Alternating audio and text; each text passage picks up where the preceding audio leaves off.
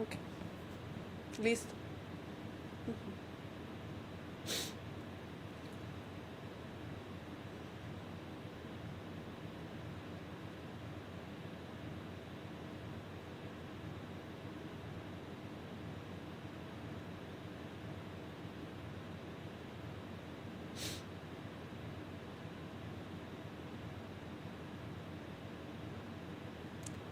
Un saludo a los estudiantes del curso Formulación, Evaluación de Proyectos.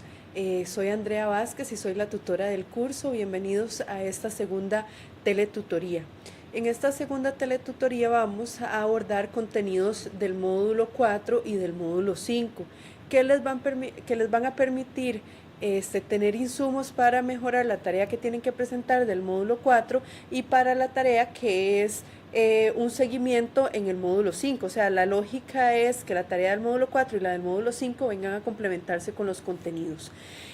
Los temas que vamos a ver van a estar relacionados con la formulación, la ejecución y también con la evaluación del proyecto. Esto, como les digo, va a servir para las tareas, pero también les va a servir para el segundo cuestionario sumativo. Entonces, les pido encarecidamente que revisen los contenidos y se guíen a partir de lo que yo les estoy exponiendo. También para mí es muy importante recordarles que hay un programa de radio que se encuentra en Onda UNED y este programa de radio aborda el contenido de evaluación de forma más concreta para que también lo tengan como insumo para el segundo cuestionario acumulativo. Para esta teletutoría vamos a iniciar con el marco lógico.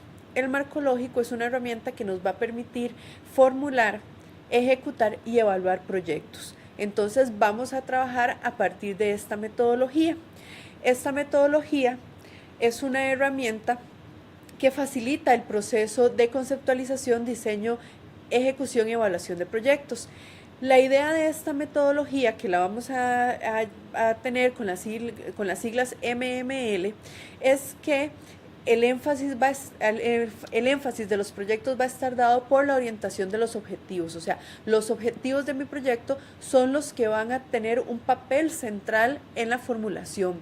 Y también vamos a tener un énfasis en los grupos beneficiarios con el fin de facilitar la participación, la comunicación entre las partes interesadas. Esta metodología se puede utilizar en todas las fases del proyecto. Sí es muy importante aclarar que surge como respuesta a 3 problemas comunes, ¿verdad? Entonces, cuando se estaban formulando proyectos hace algunos años, en los años 70, 80, se identificó que había problemas con la planificación, ya que esta carecía de objetivos, o carecía de objetivos o habían objetivos múltiples y entonces no había claridad de qué era lo que se quería con el proyecto. Y lo otro, ¿verdad? Es que no solo la planificación fallaba, sino que habían proyectos que no se ejecutaban exitosamente.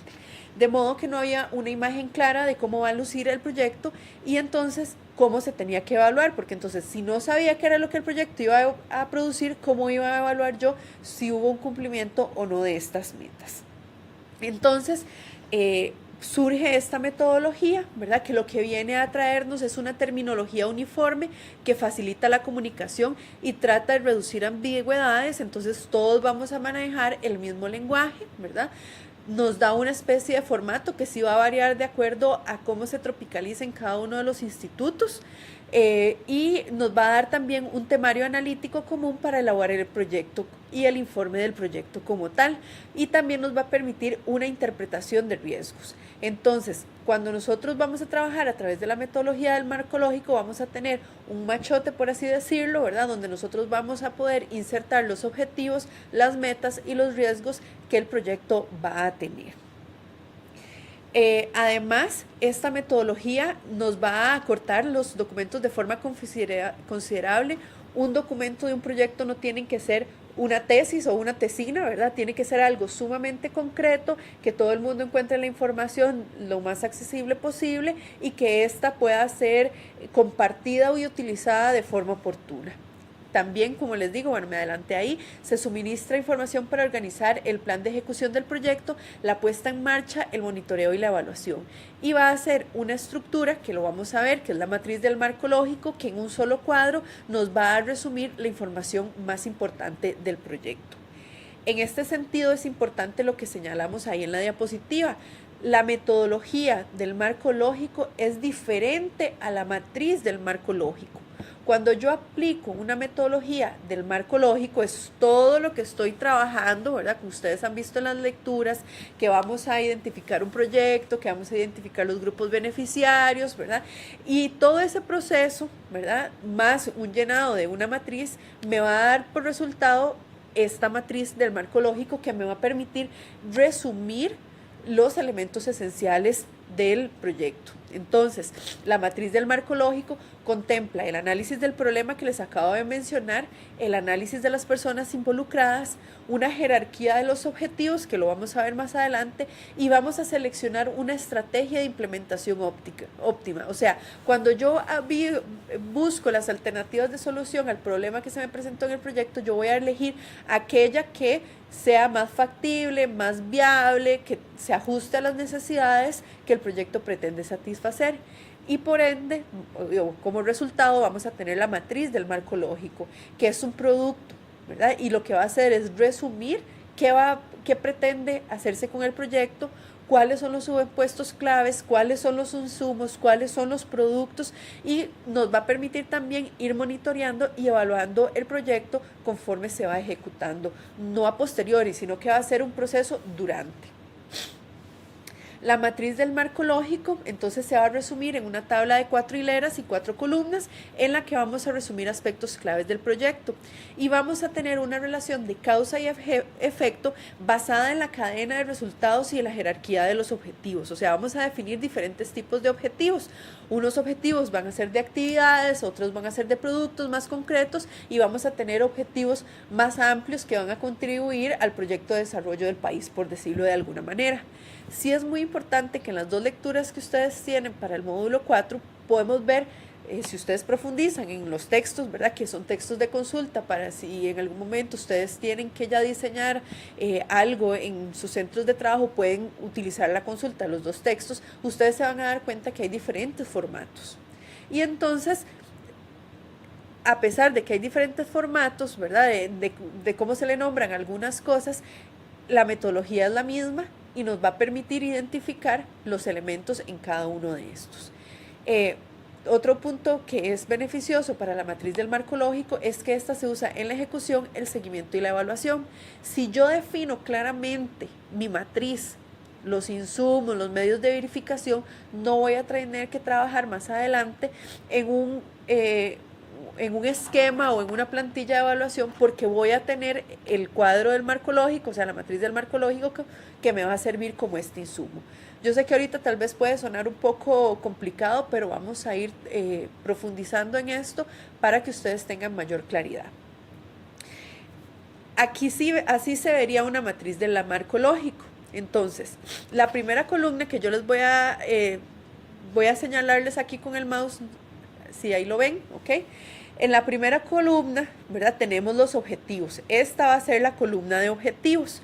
Y entonces vamos a tener objetivos de meta, que es la que estoy señalando acá, un objetivo de meta, que vamos a plantear un objetivo a largo plazo, ¿ok?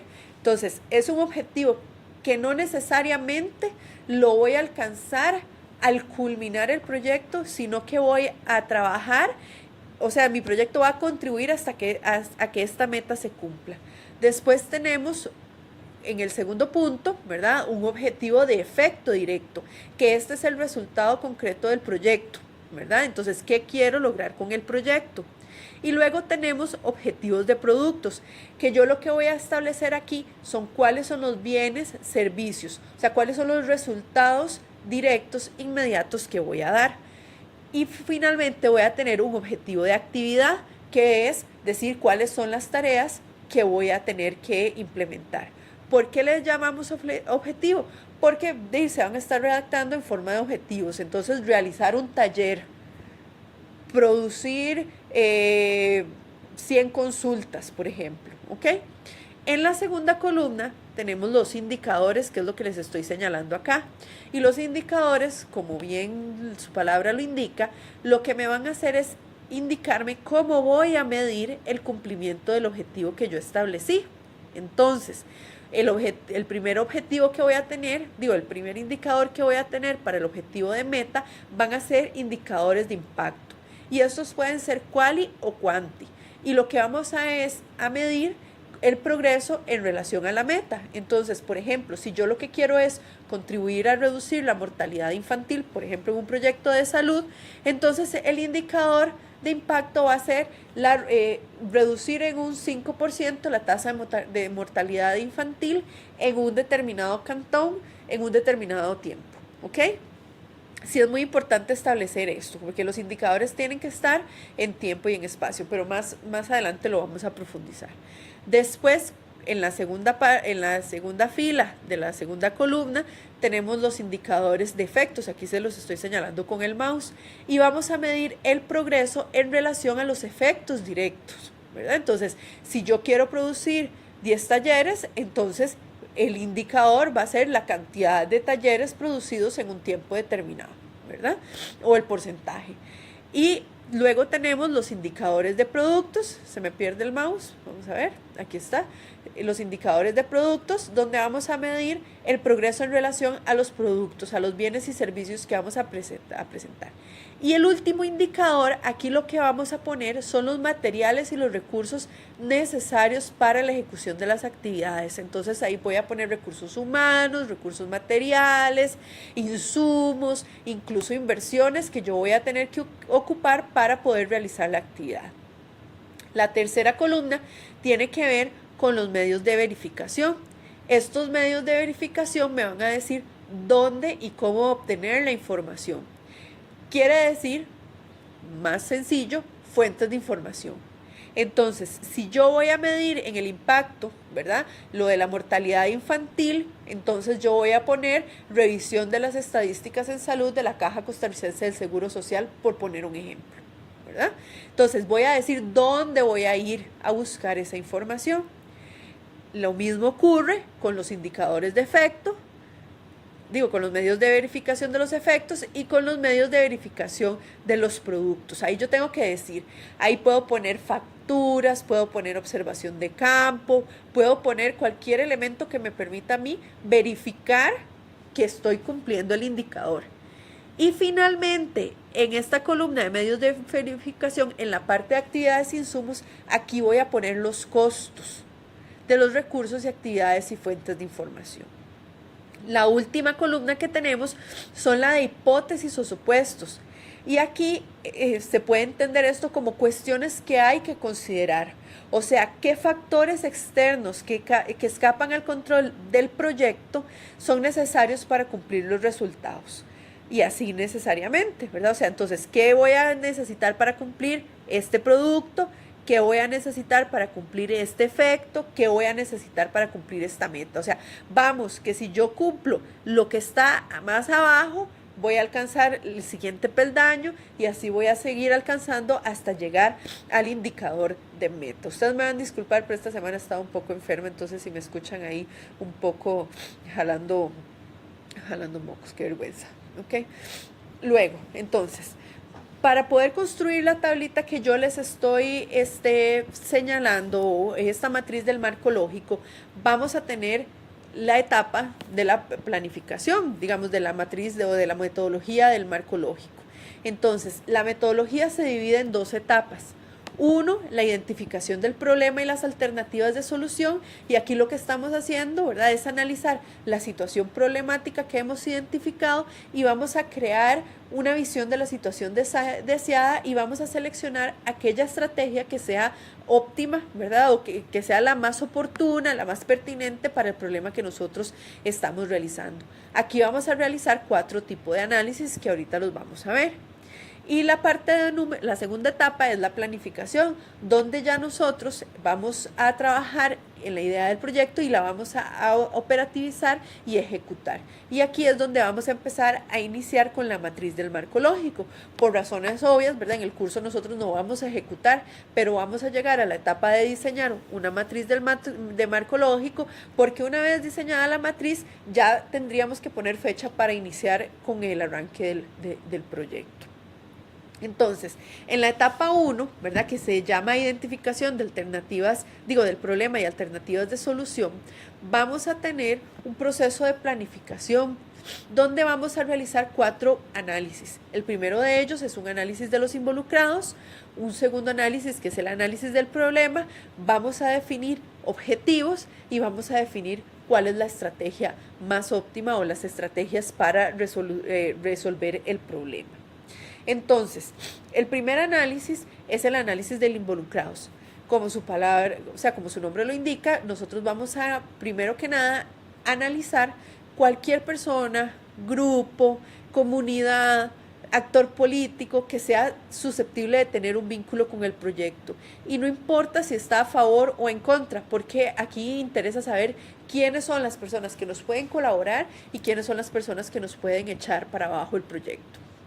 La idea de este análisis es optimizar los beneficios sociales e institucionales del proyecto y limitar los impactos negativos.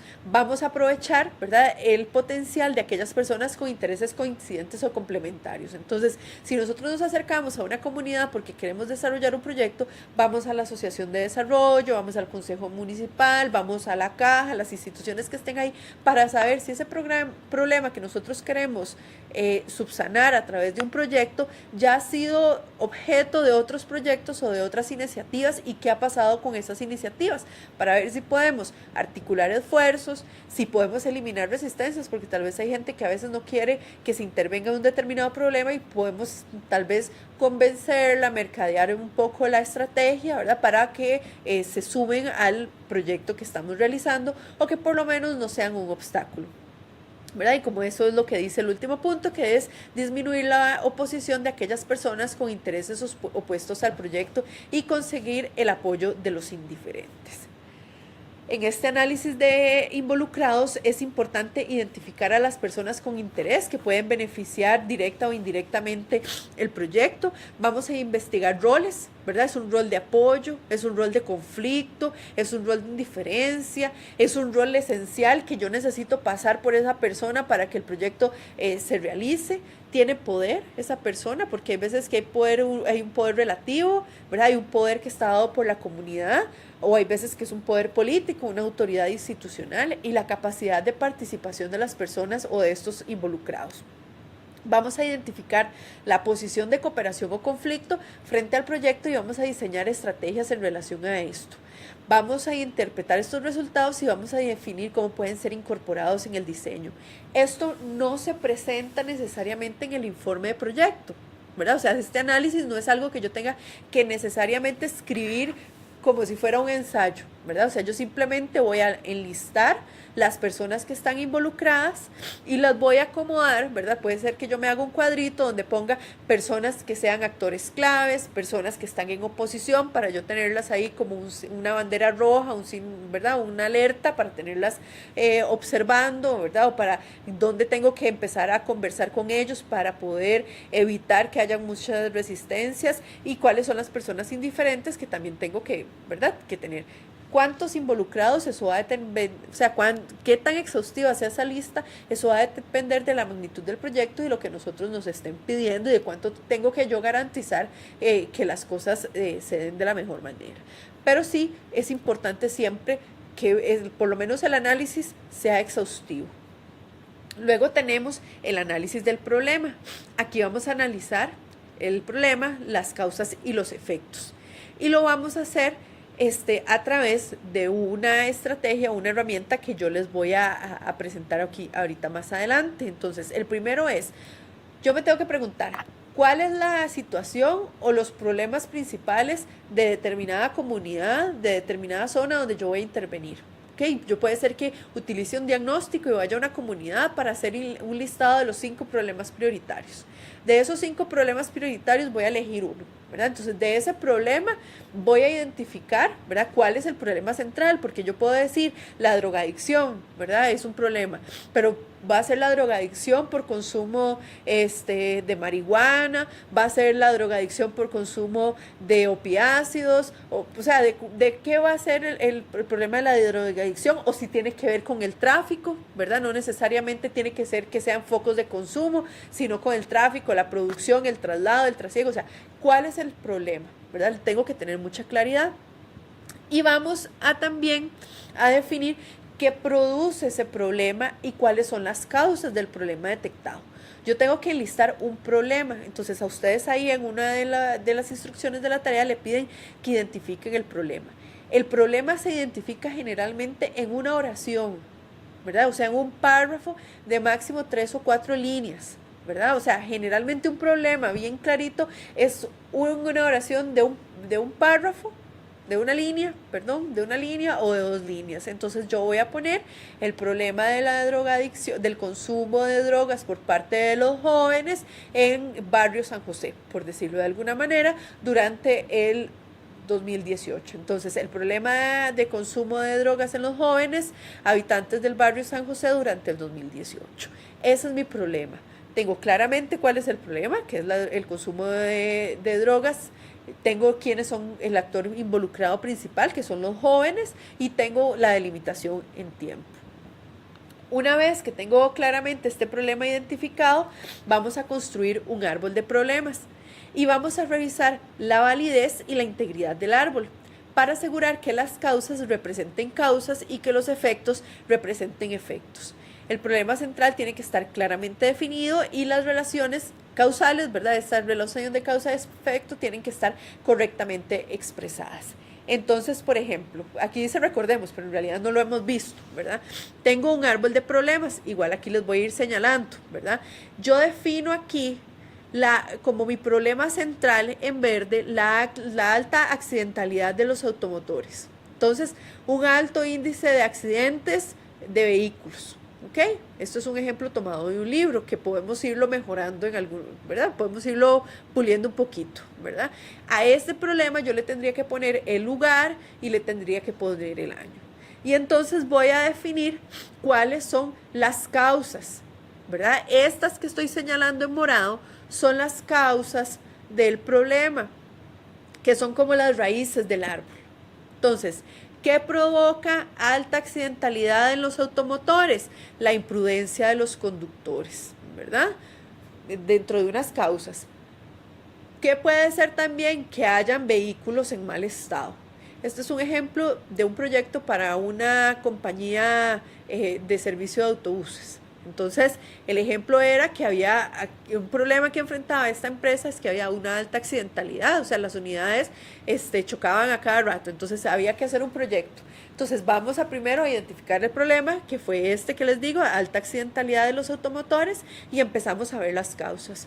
¿Cuántas causas puedo definir? Las que yo quiera. Sin embargo, es importante priorizar en las causas más importantes, ¿ok? Y luego vamos a definir los efectos que están puestos aquí arriba, que estos serían los frutos del árbol, las hojitas, ¿verdad? Si ustedes se imaginan un arbolito.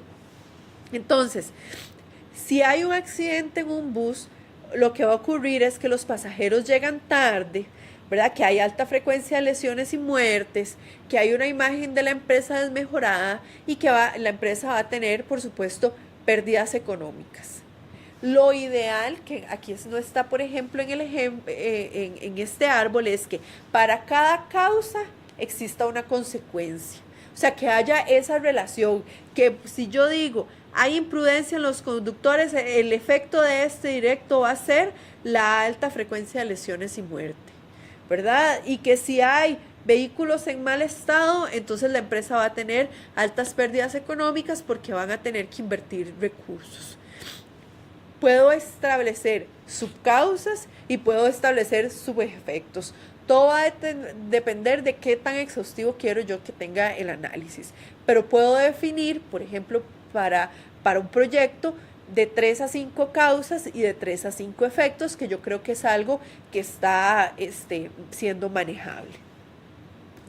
Una vez que tenemos este árbol de problemas, vamos a seguir con el análisis de los objetivos. Y entonces aquí lo que vamos a es a hacernos una imagen de la situación futura que queremos. Vamos a proyectarnos que el problema está solucionado porque el proyecto fue un éxito. Entonces, ¿qué tenemos que hacer? Y lo que vamos a hacer es utilizar ese árbol de problemas que tenemos y lo vamos a convertir en un árbol de objetivos. Y lo que vamos a hacer es convertir los estados negativos del árbol de problemas en soluciones, y esos se van a convertir en objetivos que nos van a poder establecer los medios y los fines. Que lo que van a hacer estos medios y fines, al final de cuentas, son las metas y los efectos directos que vamos a alcanzar con nuestro proyecto. Entonces, un árbol de objetivos, que nuevamente no es recordar, porque ahorita lo estamos viendo, vamos a traducir. Entonces, tenemos alta accidentalidad de los motores, mi objetivo se va a convertir en reducir la accidentalidad de los motores de la empresa Flores Felices, por decir un ejemplo, durante el 2018. Vean que yo no voy a poner eliminar la accidentalidad, ¿ok? Voy a poner un objetivo, ¿verdad? Porque lo que estoy haciendo es convertirlo en un objetivo que sea manejable. Cuando hablamos de que esto se convierte en un objetivo, vean que todo lo estamos poniendo en infinitivo, que eso es un error que ustedes cometen mucho en los trabajos. Cuando les piden los objetivos terminan en infinitivo, y los infinitivos son las palabras terminadas en ar, er o ir. ¿Ok? Entonces, reducir la accidentalidad. Las causas se me van a convertir en medios, en efectos. Entonces yo quiero que mi proyecto disminuya la imprudencia de los conductores, y luego voy a querer que mi proyecto mejore el estado de los vehículos. ¿Para qué? Para que a través de esto se reduzcan los tiempos de viajes, se disminuyan las pérdidas económicas, se mejore la imagen de la empresa, se disminuya la frecuencia de las lesiones y muertes. Vean que aquí tenemos en los efectos que van a ser como las metas que yo quiero, ¿verdad? Yo tengo que elegir una meta que se convierta en la meta prioritaria a la que yo voy a poder alcanzar con esta, ¿verdad? Entonces, más adelante vamos a definir cuál va a ser la estrategia que vamos a utilizar y cuál es la estrategia óptima. Entonces, es importante cuando nosotros hagamos este cambio del árbol de problemas al árbol de objetivos, que examinemos las relaciones entre los medios y fines, ¿verdad? O sea, las relaciones entre los efectos, ¿verdad? Entre las partes de abajo del árbol y la parte de arriba del árbol, para garantizar que hay validez e integralidad del análisis. O sea, yo no puedo poner una causa y un efecto que no tengan relación, como no puedo poner un medio y un fin que tampoco tengan relación entre ellos. Luego, el siguiente paso es que vamos a identificar alternativas de solución al problema. Y entonces, a partir de los medios, vamos a proponer acciones probables que puedan, en términos operativos, conseguirse. Y entonces, si se consiguen los medios más bajos, vamos a solucionar el problema. Si eliminamos las causas más profundas, se elimina el problema. Entonces, un ejemplo es, si yo quiero disminuir la imprudencia de los conductores, lo que voy a desarrollar son procesos de capacitación, voy a contratar nuevos choferes. Si yo quiero mejorar el estado de los vehículos, entonces, ¿cuál va a ser mi alternativa de solución? Contratar servicios de mantenimiento, compra de vehículos nuevos. Vean que en este segundo ejemplo de mejorar el estado de los vehículos, ahí hay dos alternativas de solución que la empresa tiene que valorar por cuál de las dos se va, si es que es una empresa que tiene recursos limitados, porque puede contratar servicios de mantenimiento, ¿verdad? Pero tal vez no necesariamente pueda invertir en la compra de nuevos vehículos. Entonces, yo tengo que elegir dentro de estas alternativas cuál va a ser la alternativa que es más viable o que es óptima para el desarrollo de mi proyecto. Entonces aquí tenemos este cuarto paso, que es la selección de la alternativa óptima. Y vamos a determinar cuáles objetivos van a estar dentro del proyecto y cuáles van a estar fuera del proyecto. ¿Por qué? Porque yo no puedo abarcar todo. Entonces puede ser que yo quiera darle una mejor imagen a la empresa, pero para este proyecto me voy a concentrar en mejorar la parte de los automotores, ¿verdad? Y entonces vamos a seleccionar la estrategia más factible en términos económicos, legales y ambientales. Y por eso es que tenemos que hacer todos los estudios que en algún momento vimos en el módulo pasado, ¿verdad? De impacto ambiental, el estudio de desastres, el estudio económico, ¿verdad? Para poder saber si es pertinente, el estudio legal, para poder saber si es pertinente y eficiente y eficaz. Para seleccionar esta alternativa, nosotros podemos hacer un diagnóstico de la situación, un estudio técnico de cada alternativa, podemos hacer un análisis de los costos de las actividades para cada alternativa, vamos a hacer un análisis de los beneficios, una comparación. Este análisis es análisis, no necesariamente lo tengo que escribir igual en un ensayo, o sea, esto es un proceso metodológico, es un proceso de construcción. Yo tengo que sí, cuando elijo la alternativa, argumentar por qué. Entonces tengo que decir, a partir del diagnóstico realizado, se identifica que la alternativa elegida es una alternativa óptima en relación al costo-beneficio, en relación a los precios, en relación a la satisfacción de la demanda a largo plazo. Entonces yo tengo que argumentar, no tengo que decir por qué descarto las otras opciones, pero sí tengo que justificar por qué yo me estoy yendo por la alternativa que estoy eligiendo. Y entonces, a partir de esto, vamos a desarrollar una estructura analítica del proyecto, que esto es previo a la construcción de la matriz. Y lo que vamos a hacer es un esquema donde vamos a definir los rasgos más generales del árbol de objetivo y el árbol de actividades que se van a determinar en 4 niveles. Esos niveles los vamos a ver en el siguiente esquema. Entonces, yo tengo un nivel de fin, que es una meta que es la meta que yo me voy a proponer, ¿verdad? Donde el fin último, la meta de desarrollo, la meta máxima que voy a tener, la finalidad última, es disminuir las causas económicas. Luego voy a tener un propósito, que son los efectos directos, y lo que voy a hacer es reducir la accidentalidad de los automotores. Acuérdense que este fin que yo les estoy definiendo aquí, si ustedes se van a unas diapositivas más atrás, era uno de los efectos. Este propósito se mantiene el del árbol de objetivos, y en los productos, ¿verdad? Que son los insumos que yo voy a producir, ¿verdad? Que son los bienes, los servicios, voy a decidir cuántos productos voy a hacer. Y entonces tengo producto 1, voy a desarrollar un programa de capacitación. Y producto 2, me fui por la alternativa de comprar nuevos vehículos. Y vamos a desarrollar actividades para cada uno de estos productos. Entonces, para la actividad 1, vamos a contratar docentes, vamos a gestionar las aulas, vamos a gestionar refrigerios. Para la actividad 2, vamos a cotizar valores, vamos a hacer una licitación, etc. ¿Cuántas actividades voy a poner?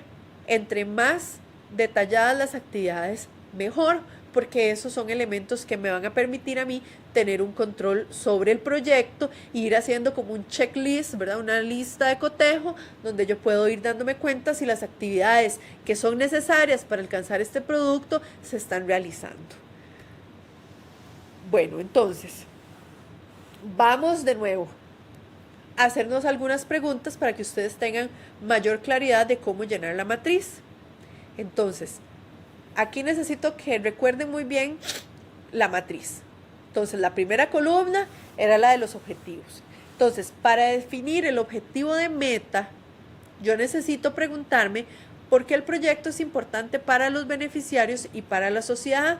Y entonces ahí vamos a dar una descripción de una solución a un problema a nivel superior, de importancia nacional, sectorial, regional o que sea diagnosticado. Entonces, en el caso de la empresa, ¿verdad? Es algo muy local, es algo muy pequeño, pero disminuir las pérdidas económicas es un objetivo que no solo compete a un determinado departamento, sino que debería ser un objetivo de toda la empresa compartido, ¿verdad? O sea, no es algo que se agote con el proyecto. Entonces, por eso se habla de un objetivo más grande.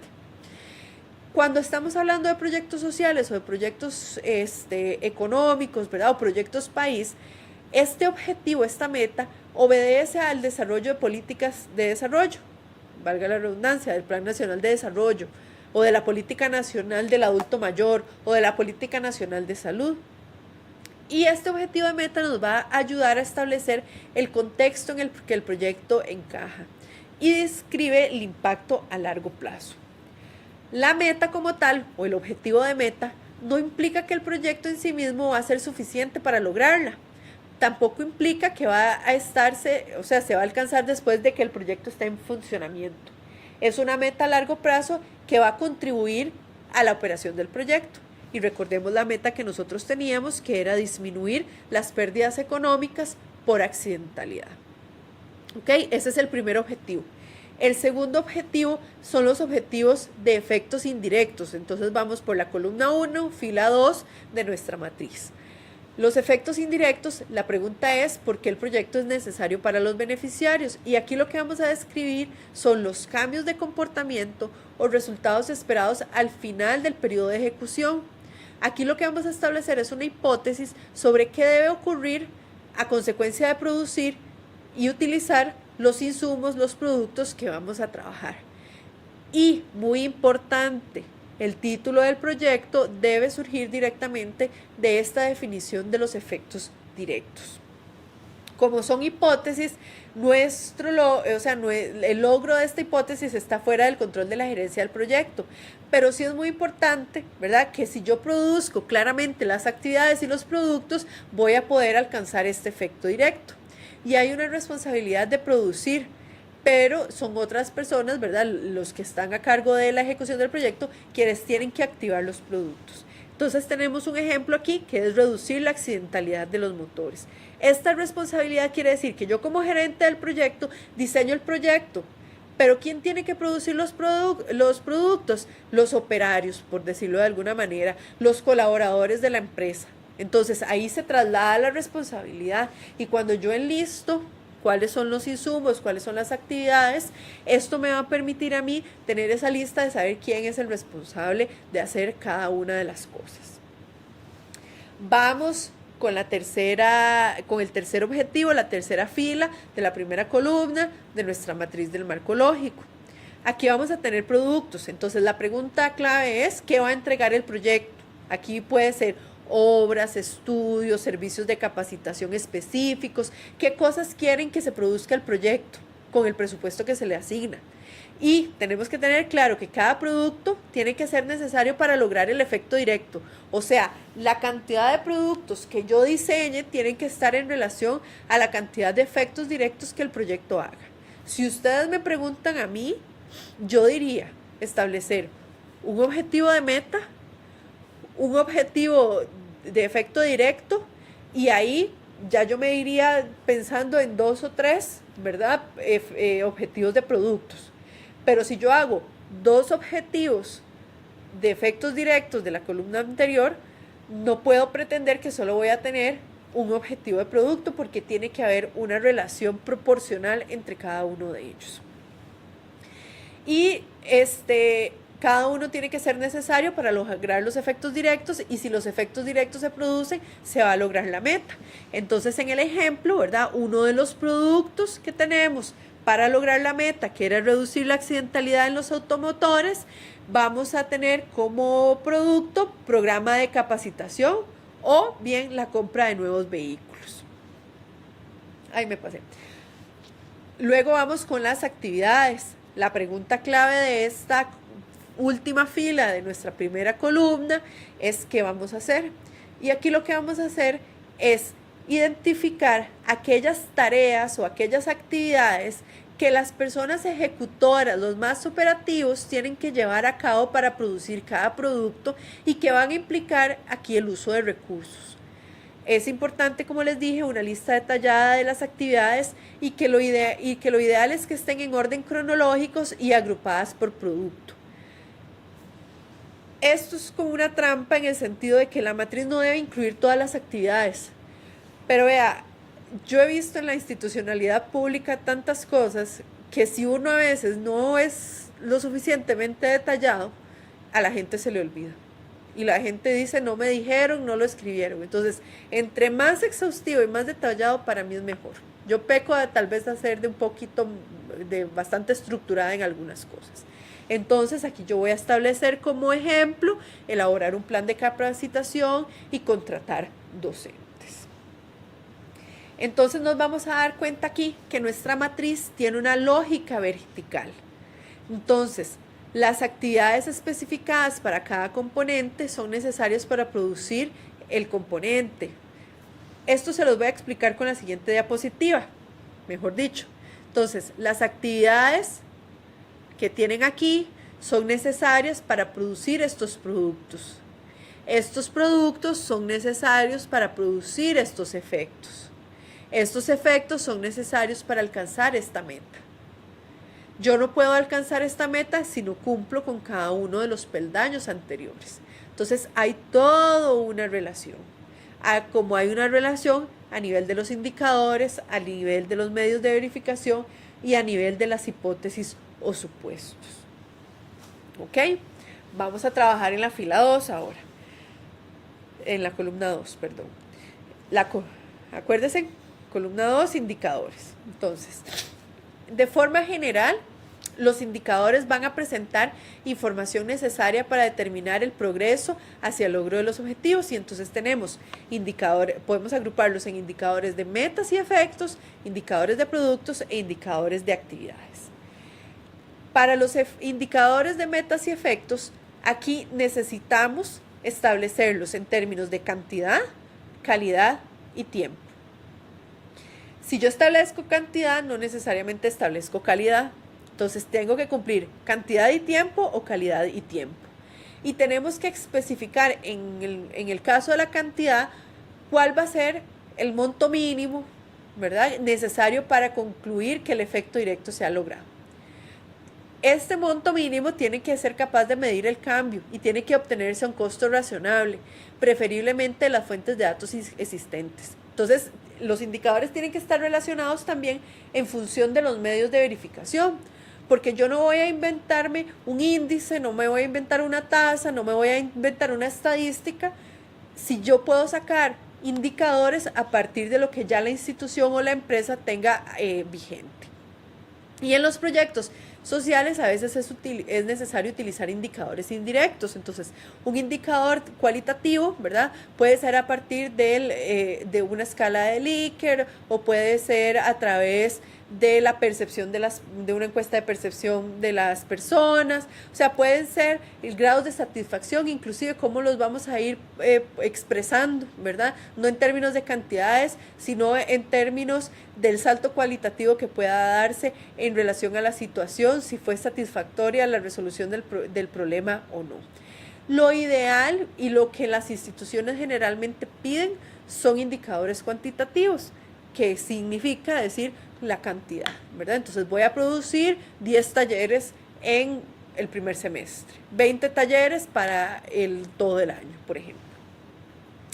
En relación a los indicadores de productos, aquí lo que vamos a tener es una descripción breve de los estudios, capacitación, obras físicas que suministra el proyecto y de igual forma la descripción debe especificar cantidad, calidad y tiempo.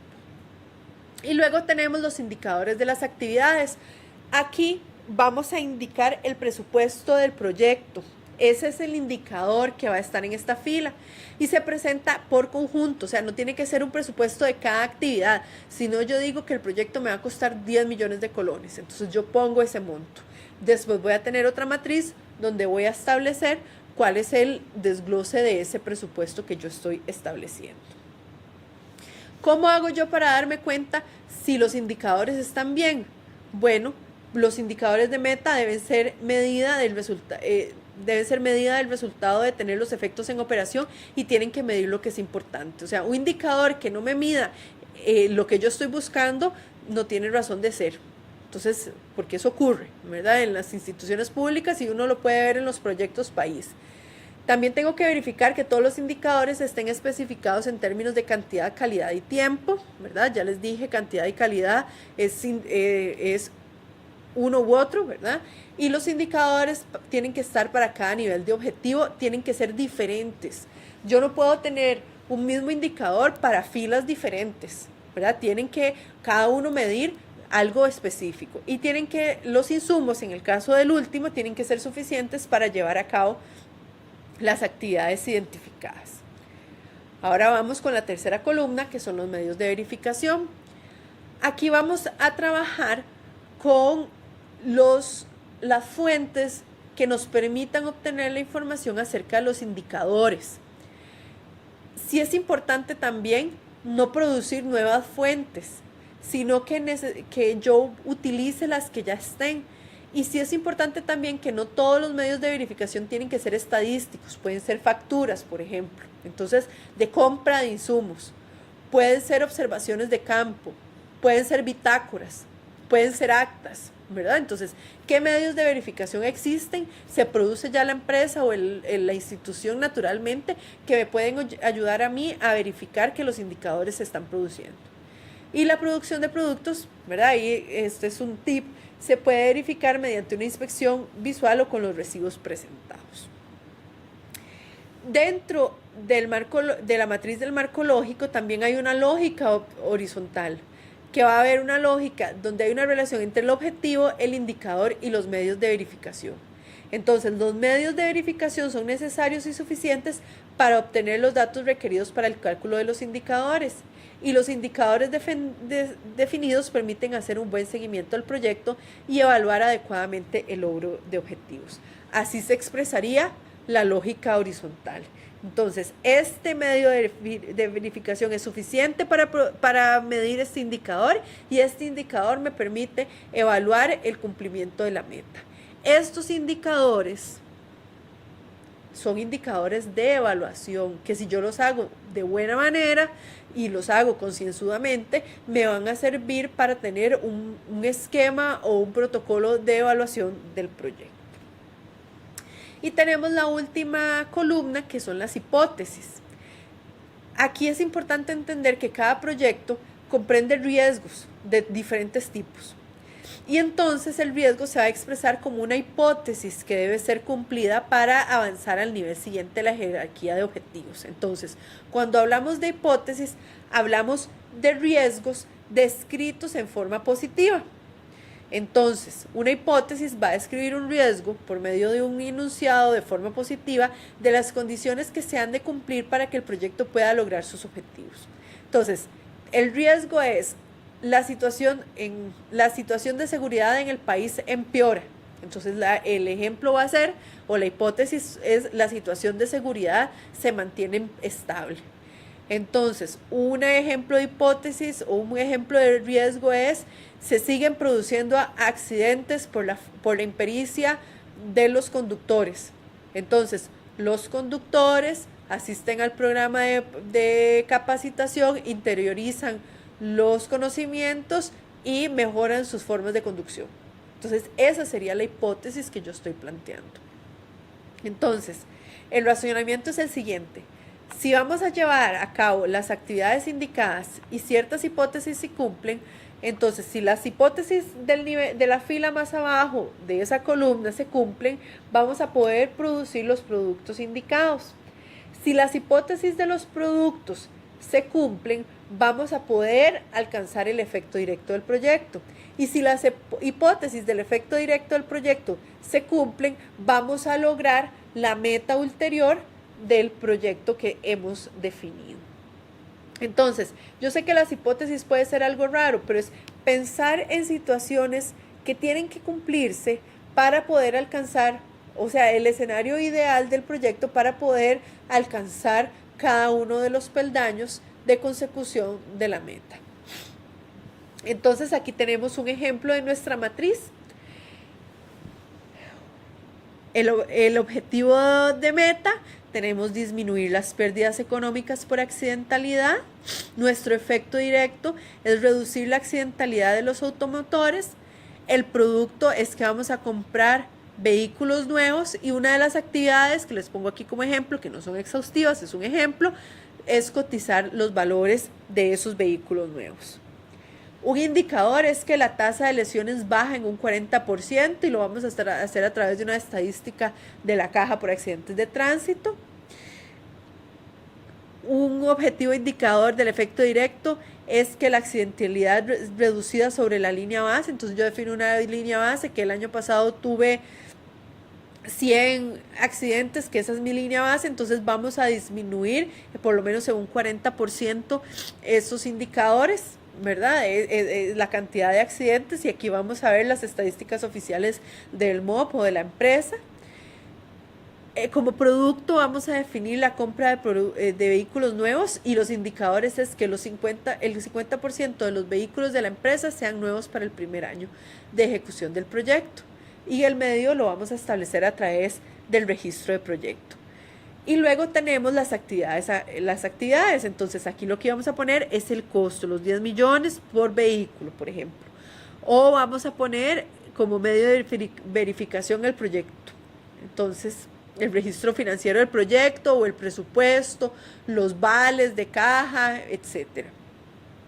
Cuando tenemos aquí las hipótesis, nos vamos a dar cuenta que, entonces, una hipótesis es, para yo llegar a cumplir, esta hipótesis es que no haya un riesgo para la actividad de cotizar valores, es que no haya agilidad en los trámites. Entonces, la hipótesis expresada en positivo es que hay una agilidad en los trámites de compra, que tenemos vehículos en buen estado, y que al tener vehículos en buen estado, el tránsito fluya eficientemente, ¿verdad? No hay accidentes y se establece una cultura de respeto al conducir. Estas hipótesis tienen que estar en relación a los objetivos que yo me estoy definiendo. ¿Ok? La idea es que ustedes puedan entonces para el módulo 5 definir una matriz del marco lógico como esta a partir de lo que estén haciendo en el módulo 4. ¿Ok? Ahora vamos hacia la ejecución. Entonces aquí lo que me tengo que pensar es en qué forma se van a lograr los objetivos, las actividades y calendarios. Entonces ya tengo mi matriz del marco lógico, me voy a centrar en la última fila, que son las actividades. Y aquí tengo que empezar a pensar en los recursos que tienen que movilizarse para lograrlos. Y entonces voy a hacer una lista de recursos, una lista de presupuesto, voy a establecer seguimiento de evaluación y voy a establecer cómo se va a analizar la información que los indicadores requieren. Vamos a iniciar con un plan de actividades. Entonces, esto es otro cuadrito que vamos a llenar adicional a la matriz. En la matriz del marco lógico, la idea es agarrar las actividades definidas, completar esa lista de actividades que yo tengo en la matriz del marco lógico en un plan de actividades. Y entonces aquí voy a detallar qué actividades se van a llevar a cabo para la consecución de los objetivos. Y voy a determinar y ordenar temporalmente aquellas que se van a hacer en cada una de las fases, porque el proyecto puede tener fases, pero cuáles van a desarrollarse en la fase de ejecución. ¿Por qué tiene que ser cronológicamente? Porque yo no puedo iniciar la capacitación de los conductores, por poner el ejemplo, para seguir ese ejemplo, si no he reservado el lugar. Entonces, en una etapa previa voy a reservar el lugar, voy a cotizar la alimentación, voy a hacer la convocatoria, y ya en otra etapa voy a desarrollar el taller, pasar la lista de asistencia, las actividades que yo necesite hacer. Las actividades tienen que guardar relación con las alternativas de respuestas, o sea, no voy a poner actividades que no tengan nada que ver, y deben estar vinculadas a los objetivos. Es decir, cada actividad o grupo de actividades debe servir al cumplimiento de uno de los objetivos de producto que nosotros estamos estableciendo. Entonces, una matriz o un plan de actividades se vería de esta manera, ¿verdad? Tenemos la actividad 1 que va a cumplir al objetivo específico 1, que aquí yo le cambiaría, en lugar de específico 1, muchachos, le cambiaría objetivo de producto 1, objetivo de producto 2, objetivo de producto 3, la cantidad de productos. Y en relación a los objetivos generales, aquí yo establecería, en vez de objetivo general, establecería el objetivo del efecto directo para seguir la misma lógica de la matriz. ¿Ok? Entonces, una vez que hemos determinado cuáles son las actividades y las tareas vinculadas, las ordenamos en el tiempo, como les mencioné, porque puede ocurrir que hayan puede ocurrir que hayan actividades que se tienen que desarrollar de forma simultánea, entonces tengo que tomar nota de esas actividades, y también hay actividades que requieren que se cumplan primero porque son sucesivas a las siguientes. Entonces, esa identificación me permite a mí tener un orden y garantizar el éxito, y garantizar que no hay atrasos, y garantizar que no voy a hacer una actividad que no estoy preparada para cumplir. Y las actividades se deben ordenar, como les he dicho, situando cada una en relación con la anterior y la posterior. Para la ordenación temporal se va a utilizar un diagrama o cronograma. Y aquí tenemos el diagrama de Gantt. Si ustedes utilizan Excel, ¿verdad? Que no les quiero hacer promoción a nadie, pero si ustedes utilizan Excel, ustedes ponen ahí dentro de las plantillas y Excel les tira un diagrama de Gantt. Igual el project, ¿verdad?, de Microsoft también nos permite a nosotros integrar todo esto de manera sencilla, ¿verdad? Entonces no se necesita tener mucho conocimiento para poder ir haciendo. Aquí lo innovador o lo novedoso que podríamos tener es que vamos a empezar a organizarnos por fases de ejecución. Entonces, en la fase 1, la fase 2. Estas fases, ¿quién las define? Yo. El que estoy diseñando el proyecto es el que va a establecer esta división en fases. Y entonces tengo la actividad 1, voy a tener la tarea. Sí es muy importante identificar quién es la persona responsable, ¿verdad? Porque entonces yo voy dando la lista de tareas a cada quien. Si yo pongo, por ejemplo, profesionales del servicio, pero no pongo que tiene que ser Andrea Vázquez, ahí estoy diluyendo la responsabilidad. Entonces, si yo pongo a Andrea Vázquez, entonces Andrea Vázquez es a quien le voy a poder pedir cuentas de ese proyecto. Y voy a tener que establecer aquí con una X, ¿verdad? O marcándola con alguna simbología, cuáles se van a desarrollar en el primer mes, cuáles se van a desarrollar en el segundo mes, y aquí voy pudiendo ver también si van a ser sucesivas o no. También podemos realizar un calendario de actividades. Este calendario de actividades, que puede ser, puede integrar en el Gantt también, vamos a utilizar una secuencia lógica, utilizando la duración prevista y las dependencias. Y las fechas de actividades deben de documentarse en un documento separado. Aquí, en este diagrama de Gantt, lo que hacemos es poner, ¿verdad?, no necesariamente el calendario, sino poner una proyección de tiempo. En el calendario, que ahorita se los enseño, si yo debería establecer la fecha para poder llevar un poquito más de control y poder ir previniendo si hay atrasos o no hay atrasos. Entonces, el calendario nos va a permitir examinar y determinar qué ocurrirá, cuándo ocurrirá y por cuánto tiempo, y en qué orden hay que ejecutar. Igual, ¿verdad? Ayuda a identificar la secuencia lógica, esto no tiene mucha ciencia, la duración prevista y las dependencias que puedan existir entre las actividades, y sirve de base para asignar las responsabilidades de la gestión. Las fechas tienen que consignarse en el documento separado y esta me atrasé, perdón. Y el calendario debe diseñarse normalmente con una serie separada de actividades para cada producto. Entonces, aquí lo vamos a ver mejor en el calendario. Entonces, yo voy a poner enero, ¿verdad? Entonces, la actividad 1, aquí voy a poner para cuándo estaba planificada, y aquí estoy poniendo en la segunda fila cuándo se ejecutó.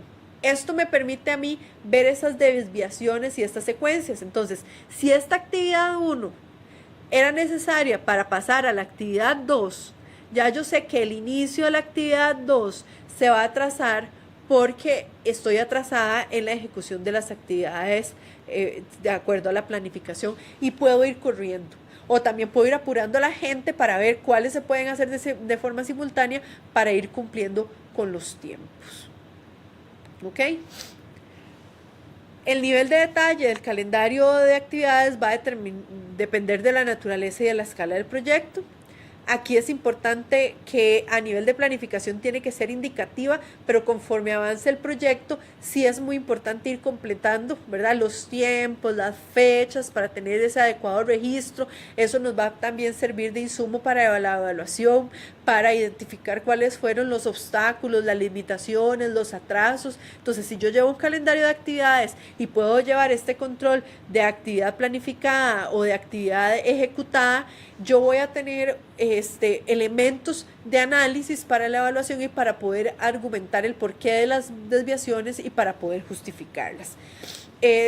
Sí, también es importante aquí decirles que el calendario de actividades tiene que ser flexible, ¿verdad? Que una vez que nosotros lo hemos hecho, podemos indicar recursos necesarios y programación de costos. También tiene que estar vinculado a la producción de los resultados y tiene que estar vinculado necesariamente a la matriz del marco lógico. Y sí es importante aquí este detalle que les anoto, y es que el problema más común en un calendario de actividades es que nosotros omitamos actividades y tareas esenciales, y también que subestimemos la interdependencia entre ellas. Entonces, tomémonos esto como un ejercicio que nos va a permitir garantizar que las cosas salgan de la mejor manera, ¿verdad? O sea, no es algo que yo haga un calendario por hacerlo, por cumplir, sino es algo que yo lo haga de forma concienzuda, de forma estructurada, de forma pensada, planificada, valga la redundancia, para poder alcanzar, ¿verdad?, el éxito del proyecto o cumplir con las metas establecidas. Sí es importante también, ¿verdad?, la imprevisión de la competencia por los recursos y el deseo de impresionar con la promesa de resultados rápidos a veces nos juega una mala pasada. Entonces, el calendario de actividades nos da ese principio de realidad para poder pensar si es posible o no adelantarnos algunas cosas, si tenemos los recursos o no los tenemos, porque también este calendario de actividades me puede vincularme con el cronograma de pagos, entonces, donde se van adelantando los dineros de inversión. Entonces, yo necesito ir diciendo, bueno, no puedo avanzar tanto en esto porque no me han girado el dinero, ¿verdad? Entonces, ese calendario de actividades me va a permitir a mí tener ese control. Luego tenemos la parte del presupuesto del proyecto. Aquí yo voy a serles honesta, ¿verdad?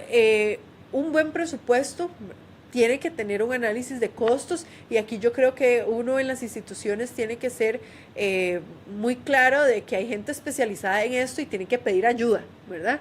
Pero si yo voy a hacer un proyecto que yo lo maneje, que va a ser con mi presupuesto y que no tiene que tener mucho sumas, ni restas, ni análisis de costos, depreciaciones y todo eso, me lo puedo manejar. Sino sí es importante siempre apoyarse de otras personas que sean expertas en la materia. Entonces, lo que yo les voy a dar así de pincelada de presupuesto, ¿verdad?, son líneas, son algunas directrices que ustedes deben considerar, pero nunca va a sustituir pues ya, ¿verdad?, el análisis financiero detallado.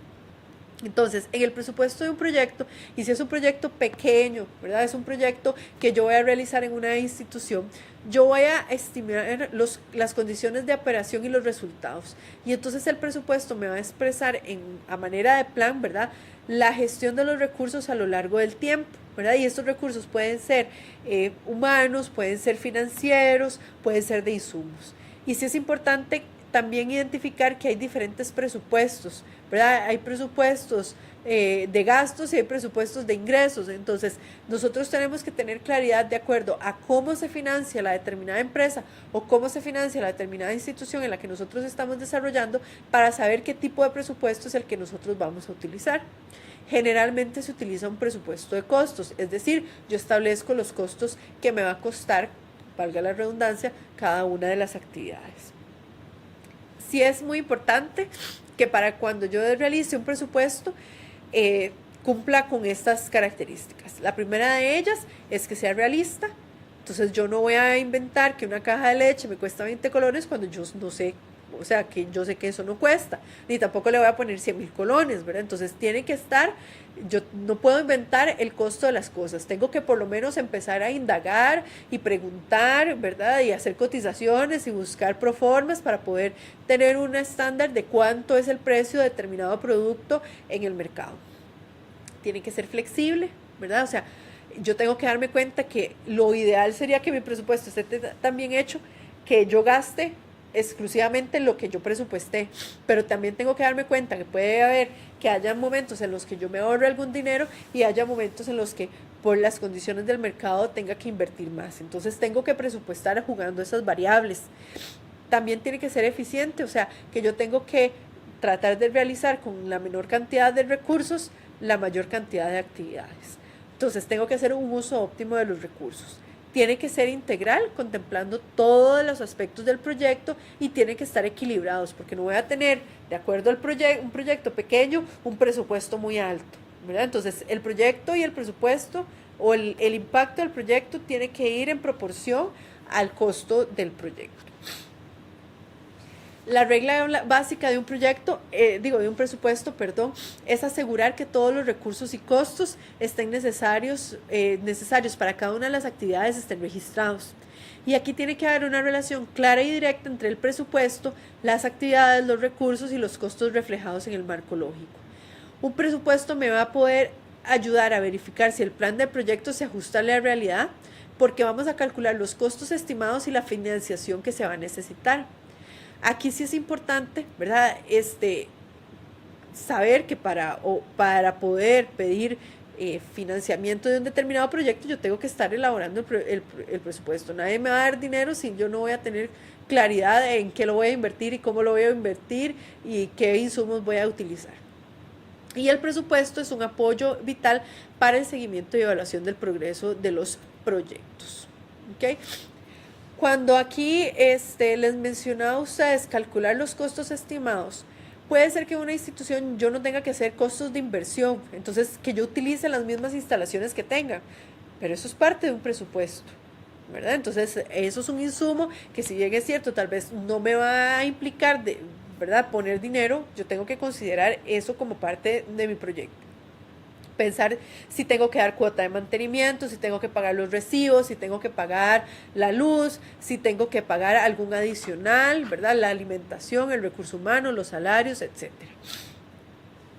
Entonces, de cara a la elaboración de un presupuesto de un proyecto, vamos a tener en cuenta que en realidad el presupuesto no es un auténtico plan, aunque sí es un plan financiero, ¿verdad? Cuando digo un auténtico plan es que no es algo que vamos a poder planificar de forma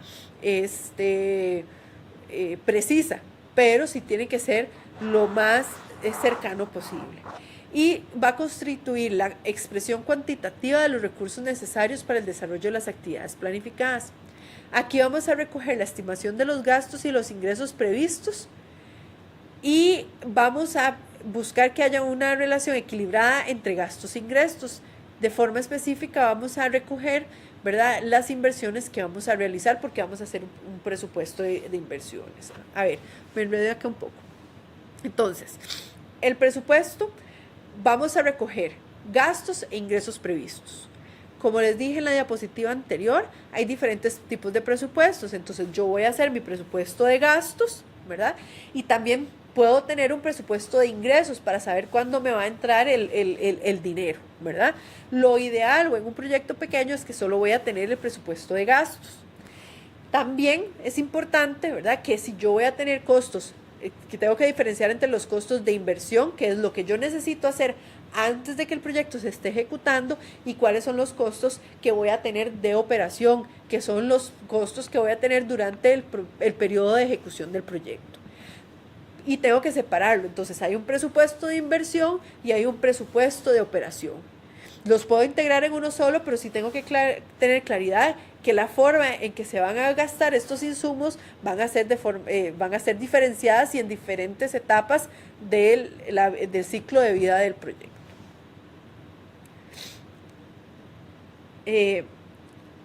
El presupuesto, ya para antes de concluir, ¿verdad? El presupuesto, ahí ustedes en el libro tienen un machote de cómo ir estableciendo, ¿verdad? O sea, pueden ir buscando en los textos cómo ir estableciendo ese listado. El presupuesto se puede establecer a través de las actividades, cuánto me cuesta a mí la contratación de un profesor, cuánto me cuesta la adquisición de un vehículo nuevo, los timbres, etcétera, ¿verdad? Entonces, eso es muy particularizable de acuerdo a la realidad de cada institución. También mi recomendación es que las instituciones públicas, si ustedes en algún momento van a trabajar o en una institución privada, ¿verdad?, generalmente hay personas que manejan el presupuesto y ya hay machotes establecidos, que la idea es que uno se adapte a lo que la misma empresa tiene como estándar, ¿verdad? Entonces, no hay que complicarse mucho, pero sí hay que ser muy concienzudo al respecto de cómo vamos a hacer cada uno de estos. para efectos, digamos, del trabajo, el curso dura, bueno, este proceso, ¿verdad?, de planificación a veces es muy difícil poder condensarlo en una sola actividad, pero yo creo que si ustedes logran tener claramente la matriz del marco lógico especificada, un buen calendario de actividades y pueden a partir de ese calendario de actividades hacer un levantamiento de los costos, ustedes van a tener proyectos exitosos, porque ya los esquemas con los que eso se presente, ¿verdad? Son variables, son flexibles, ¿verdad? O sea, lo que nos interesa a nosotros es comprender la metodología, y una vez que usted comprenda la lógica de todo esto, usted va a tener mayor claridad para poder completar los instrumentos que en determinada institución le pida. Yo les deseo muchos éxitos. Siempre estoy revisando la plataforma todos los días. Yo siempre me conecto tempranito. Los fines de semana ya ustedes saben que hay una restricción ahí como de las horas del tiempo de respuesta, pero a mí me gustaría que ustedes pues me hagan las consultas que ustedes tengan. No sé si hay alguien en el chat. Ajá, no sé si la persona... Ajá, no sé si me dicen que hay una persona conectada, entonces no sé si la persona conectada tiene alguna pregunta que le pueda hacer a través del chat al compañero acá que nos está ayudando y que yo tal vez se la pueda contestar. Y si no, que por favor nos indique que no tiene preguntas o que me las hace por la plataforma.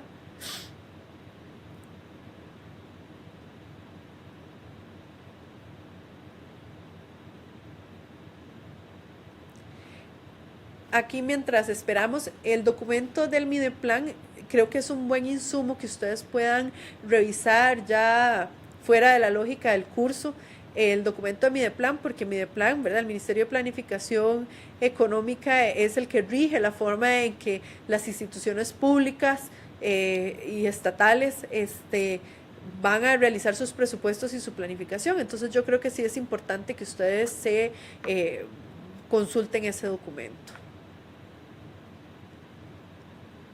Ok, bueno, entonces, si no hay preguntas, de nuevo les recuerdo que me pueden hacer las consultas por la plataforma y me pueden escribir. Espero que la teletutoría haya sido de gran provecho y nos estaríamos viendo en otro momento. Muchísimas gracias.